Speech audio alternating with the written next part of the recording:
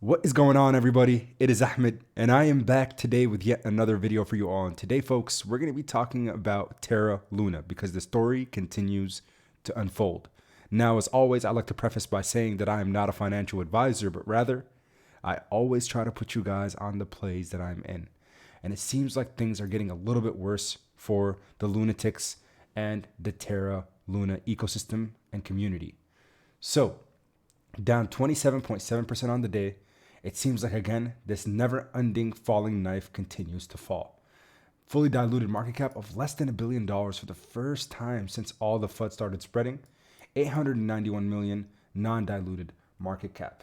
So what in the world is going on? What's happening? Well, Dokwan continues to get really negative press. First and foremost, the New York Times publishes an article on Dokwan saying how a trash-talking crypto founder caused a $40 billion crash. Dokwan, a South Korean entrepreneur, hyped the Luna and Terra USD cryptocurrencies. Their failures have devastated some trades, though not the investment firms that cashed out early. And one thing that we always talk about in the crypto space, specifically on this channel, because yes, we're always looking for new microcap opportunities, and I understand that Terra Luna and Shiba Inu really aren't under that umbrella anymore, but the fact is when it comes to decentralized finance, individuals fail to understand what it means to take profits. Always, regardless of what cryptocurrency that you're in, if you're up, like some people said they were up, for example, Binance, what they say, a $300,000 investment, or 1.3 million, or 30,000, whatever that number was, at all time highs was $1.6 billion. But Binance never took profits. I've seen a lot of people in that same situation time and time again who refuse to take profits. And again, they end up selling for a loss or not being able to sell at the peak or even near the peak. It's not about timing the top. It's about taking profits along the way up for any crypto asset. So the article continues to talk about all the things that Dokwan pretty much was doing and why people are upset with him.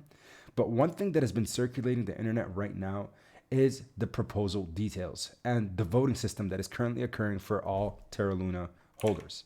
So if I make my screen a little bit smaller here, you guys are going to see at the top right hand side, which I've already made a video about, you can connect your wallet to this dApp and start voting for or against the rebirth of Terra Network. Most people that I've seen on social media side of things, and even on Telegram and on the Terra communities, they're saying yes.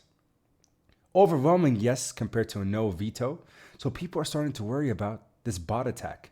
Individuals are saying that this number is artificial, the yes to no ratio, because it is pretty significant. 30.2 million no with a veto, 123 million individuals voted yes. Well, I don't know how I feel about that, because there are some things you can do to look at the data, to look at basically the simple things. So there's Terra USD and there's Terra. Based off coin market cap, again, not probably the most accurate. You can go on Etherscan, you can do other things. You can see for Terra USD, the holder count has been going up significantly, currently at 40.3 thousand holders. Well, for the Luna holders, if you click this little Luna tab, there's about, again, saying about 10K from a coin market cap perspective. Of course, there could be, exaggerated numbers or things that are not very accurate. Maybe it's not accounting for every single wallet holder because of centralized exchanges, yada, yada, yada. But the thing that we got to realize, folks, is let's just assume that this was 100 times more than 9.3K. Again, I'm being ridiculous here. So instead, it's at 930,000 individuals. For Terra USD, times 100, say, that's 4 million holders. Well, 153.923 million votes. Now, I understand. I'm sure the voting system itself has some sort of, again, not status per se, but maybe DAO-like properties where the more tokens you hold, the more your votes are worth. Sure, that's all possibility. But this overwhelming yes to no ratio, based off the sentiments that I have been seeing, makes me start to question if truly the community is making the decision behind these numbers, or is it instead a bot? Again, I don't know for sure, but all I can say is these numbers seem extremely exaggerated, and it makes me kind of worried. Well, and you can see Dokwan, what his take is. He's seeing everything. Terra Name Service, TNS. The TNS team is excited to support Terra 2.0. 7 hours ago, he retweeted it. Mind you, the poll has been out for over 24 hours now.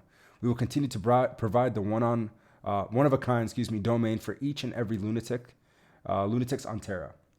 Let's rebuild. 10 hours ago, Falcon continued to support the unforgettable ecosystem, rebuilding with you all.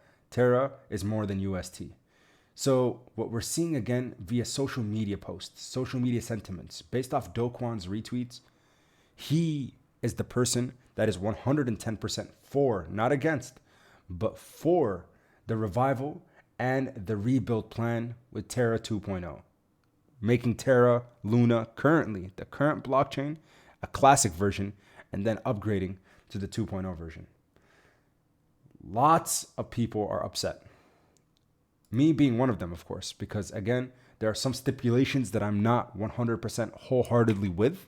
But I think, again, you got to do what you got to do ultimately. And I understand if Dokwan has to do what he has to do to revive this entire ecosystem, because it's more than just one or two people that are holding this token. This is more than just a meme.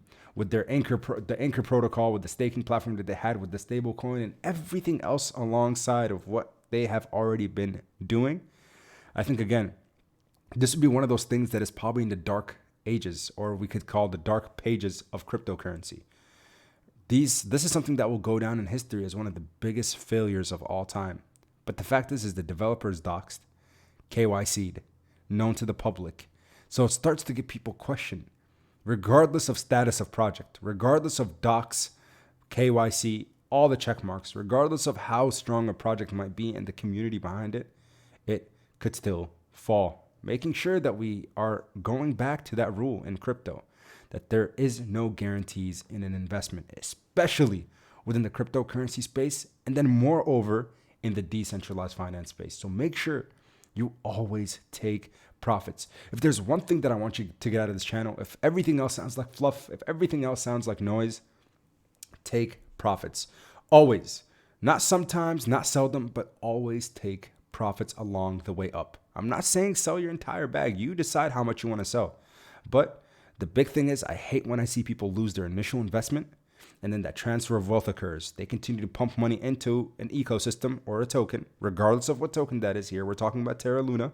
They end up not selling at all-time highs or near the peaks. And that's the problem that we continue to see time and time again. And when it comes dipping back down, what do they do? Continue to buy the dip. But sometimes you need to sell, make profits, and as it comes back down, dollar cost average your way back in if you would like. But again, that's all I really had for you guys today. Make sure you continue to do your research. Make sure you continue to do your due diligence and understand the risks that come with decentralized finance. I appreciate your support. Make sure you smash that like button and also consider subscribing to the channel. There's a few links in the description, one for the Discord server and the Discord group where we do Ethereum giveaways all the time. Also for Mumu and I Trust Capital. Take advantage, guys. Appreciate your support. And until next time, everybody, keep investing. Peace.